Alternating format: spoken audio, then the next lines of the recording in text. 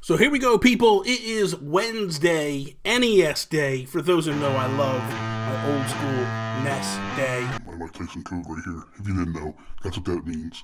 You know, that's how you get the Tyson brothers. Right there, right there. That said, it's time for Nintendo Talk.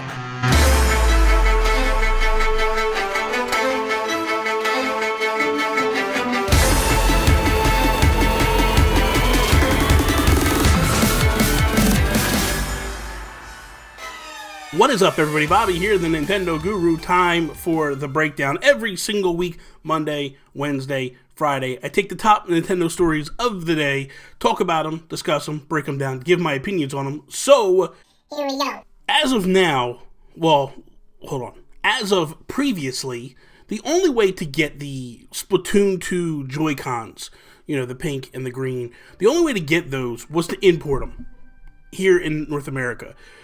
In Japan, you could actually order all different variations of Joy-Cons based on a website that Nintendo has built over there in Japan. Here in the United States, the only way was to import it or to buy the Splatoon 2 bundle, which basically sold out right away, and there was no chance of getting it. In Canada, there is a glimmer of hope, as it seems that there is a website getting ready to open where you can actually buy the two Joy-Cons, the Splatoon 2 Joy-Cons. I don't know whether it's going to be the mix and the match like they have in Japan. That said, though, this is kind of cool that you can buy these and do this thing. The cool thing about this is, if this is true, there's a potential and maybe a chance of it coming to North America in terms of the United States, not just Canada. I hope that that is a thing, and I hope that that does work out. Have to say this. So I'm not really a big fan of like all the different Joy-Cons. Like for me personally, it's Pro controllers. You know, like I have different Pro controllers that I'm all about, and I want those. However, I do have the gray Joy-Cons. I bought my wife the Splatoon 2 Joy-Cons, and even the packaging is dull. But man, when you take them out of the package, they pop. They are just like no other color. I mean, they are even more vibrant than the Splatoon 2 Pro controller. I love them. I hope that this does become a thing. I might even pick up a couple myself, honestly. If they, the problem is the price tag, the importing. You're taking a risk when you're bringing it over from Japan. I don't like that necessarily. That said, we'll see how it goes. But hopefully, this is a thing that continues moving forward. So, Super Meat Boy, we saw that this was coming. This is a thing. It's going to be here January 11th, next Thursday. It's pricing at $14.99 US on the eShop as of now. There is a placeholder up and all that, so people are kind of freaking out that, hey, we can get this now. This is going to be a thing now. So we'll see how that all pans out and goes forward as we move forward. Here's a tidbit that a lot of people didn't know that was coming on. Zeo Drifter from Atooi. Atooi today just flashed an image, kind of like they did with Mutant Mudds, of a Switch with them sweet cherry Super Mario Odyssey Joy-Cons attached to it, basically with Zeo Drifter in the screen, playable, all that stuff. I guess that means it's coming, right? So yes, it's definitely coming. When? Soon, from my understanding. For those that don't know, Zeo Drifter is more of a Metroidvania style game. This is very Metroidvania, but it's also very, very fun. And it is a little difficult. It's not as tough as Mutant Mudds, I'm going to say that. However, it does have its difficulty challenges if you go into an area that you're not really ready to go into. You go, you find your weapons you need, and then you power up, and then you go back to those areas, and then it just becomes sweetness. Like, you become godlike. Might be a stretch. But you become more powerful. You go in, you wipe some people out, some enemies, you tear them up, you become awesome. It's pretty cool. My best guess is we're probably going to see this January, February. If they're showing images now, like if we look at the timeline from Mutant Mudds was basically, they showed it back in October, put it into Nintendo for QA. QA came back mid-November, late November. We got it early December. So that's what I'm thinking. Like if they were probably looking late January, early February, somewhere in there.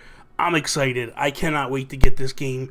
I am a big fan of Atooi games. I'm a big fan of this game. So this is just another one in the wheelhouse that I am ready to scoop up and buy right away. Real quick, though, I want to give a shout-out and a congratulations to my boy JoAfterWork. He's a co-host of mine on the Planet Nintendo podcast, along with Patrick from Nintendo Talk. He just hit 1,000 subscribers on his YouTube channel. So, man, anybody that supported him, because we were pushing hard to get him over that hump, to get him over 1,000. Anybody that supported him in the past couple weeks, past couple of months, whatever. Thank you guys for being such a great community and pushing this guy up over. If anybody deserves to be up over that 1,000 subs, it is definitely Joe. He works hard. He does a lot of stuff, man. He's streaming every single night, man, basically for the entertainment of all. So I would encourage you guys to jump on over to Twitch, check him out over there, but also check his replays on YouTube if that's a thing you want to do too. So there we go. Here's a little tidbit. The Norse mythology mashup pack for Minecraft is now fixed in Japan as well as North America. There was sound issues, there was problems with the game when the pack first launched about a week and a half ago, so we are now fixed. We have it done. It's all good to go. That's a good thing. Rocket League is getting a special physical edition. This thing is coming out January 16th. I've seen it up for pre-order over on GameStop. I believe I saw it at Best Buy as well. Go get this thing. It's a collector's edition. It's just awesomeness. I love seeing these physical copies of digital games starting to come out. Gives you that reason to double dip sometimes if you're a big fan. But if you're not a big fan, then, you know, it is what it is. And the last thing I want to wrap this up with is Marcus Sellars. He came out yesterday with a little tidbit where he is saying that he's getting information from someone. I'm not going to basically put words in his mouth, so I'm just going to put this in, that he is getting information from somebody with information that's telling him that Nintendo's not quite ready to do away with the 3DS, which, if we do get this January Direct, which a lot of people are pointing at January 11th as coming, we might get an announcement of a top-down Zelda game to kind of be the closeout for Nintendo and the 3DS. Kind of interesting. Now, does this necessarily hold water? I think it's a possibility. You look at if they utilize the same assets that were in Link Between Worlds, as well as Triforce Heroes. If you look at those two things and you go, okay, this is basically going to be another version with this style, a top-down game seems likely. It really does. It doesn't seem like it would take that long. I mean, it's been a couple of years since Link Between Worlds. So I would think, and I don't want to say assume, but I think that this information is probably pretty strong. The question is how many people would go back to the 3DS now? This is kind of cool and kind of interesting. I'm not going to lie. I personally think I would. I probably know I would. The question would be, though, would Nintendo kind of cross-platform this one and go with the Switch as well as the 3DS? I don't know. I think the best bet for them would definitely be a cross situation. However, that said, I'm not sure that they want to do that. I think they want to put it on the 3DS and kind of push that way and let that be the swan song of the 3DS. Just don't know how many people would buy it, really. Like, if you look at the Metroid numbers, Metroid did about 800,000 units, which is very low, even for a Metroid game, especially with the install base. That said, though, it's just crazy to think that, like, here we are, and they're announcing more 3DS games. I know I don't speak just for myself when I say that people are tired of games coming to the 3DS. They want to kind of move on. It's crazy, too, because I have so many 3DSs. So you would think, like, well, why do you want it to move on? I'm just tired. I don't want to say I'm tired of it. I'm just ready for it to be done. I'm ready to move on to the next thing. I'm ready to just concentrate on my Switch and play my Nintendo games on my Switch. I don't know. I like the vibrant graphics. I like the way everything looks on the Switch. So when you go back, it's kind of like, man, I got a brand new Zelda game going to hit the NES.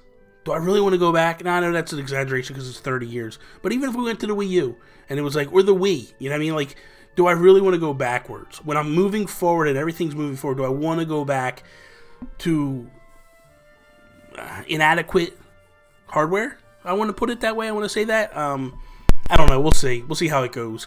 But that is all. Thank you guys for watching. I hope you enjoyed today's episode of Nintendo Talk. If you did, slap that like button down below. Share it with your friends. If you're not a subscriber, please subscribe. Follow me, Instagram, Twitter, @Nintendo Gurus. That is all.